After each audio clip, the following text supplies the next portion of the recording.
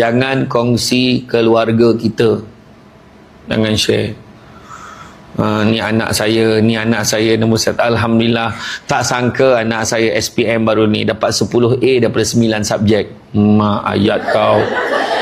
Macam mana kau boleh dapat pecahan tak wajar tu? Kan? Dah lama kau tak dengar ayat pecahan tak wajar tu kan, masa matematik dulu kan.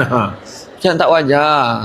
Pun salah print, terprint lebih jadi 10 daripada 9. Bayangkanlah kita share, dan kawan-kawan ni pula yang lain semua lembab je semua. Anak aku lembab-lembab, untunglah kau, anak kau kering semua, anak aku lembab semua. Man. Lepas tu share dalam grup pula, dalam grup WhatsApp. Jangan, sebab rezeki anak beza-beza tau. Kita cakap Alhamdulillah, tak perlu share.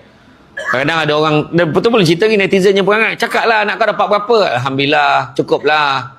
Boleh lah nak sambung belajar. Cakap lah anak kau dapat berapa? Anak kau dapat berapa? Cakap lah. Alhamdulillah, dia dah tahu pasal penyakit ain ni semua, dia tak nak cakap.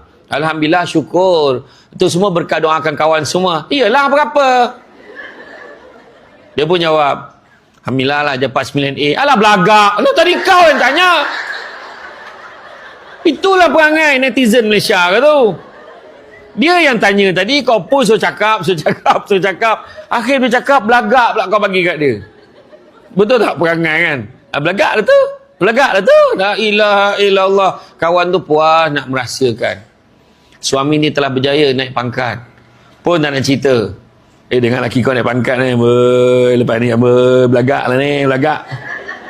Engkau yang bagi lagak tu kat dia. Dia tak ada apa pun.